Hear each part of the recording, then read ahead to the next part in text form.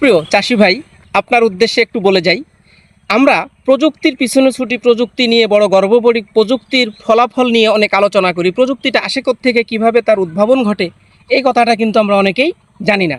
আসলে কোনো না কোনো আদর্শ কৃষকের কাছ থেকেই প্রযুক্তির আবির্ভাব ঘটে, এটাই সত্য।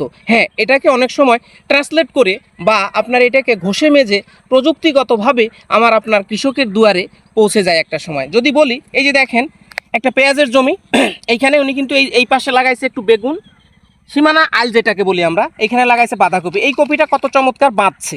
এইটা যদি না বাঁধে সেক্ষেত্রে আপনি কি করতে পারেন?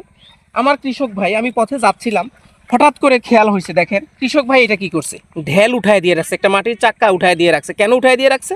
এইটা দেখেন একটু খরা হওয়ার কারণে পাতাগুলো সব মেলে যাচ্ছে। এখন কিন্তু চলতেছে ফাল্গুন মাস, এখন অতিরিক্ত খরার কারণে বাঁধাকপি বাঁধবে না, এটাই স্বাভাবিক। কিন্তু আপনি একটু যদি কৌশল করতে পারেন, এইরকম ছোট্ট ছোট্ট ঢেলের টুকরাগুলো যদি উপরে উঠায় দিতে পারেন, তাহলে কিন্তু আপনার এই কপি বাঁধবে এবং আপনার কপির ফলন বেড়ে যাবে।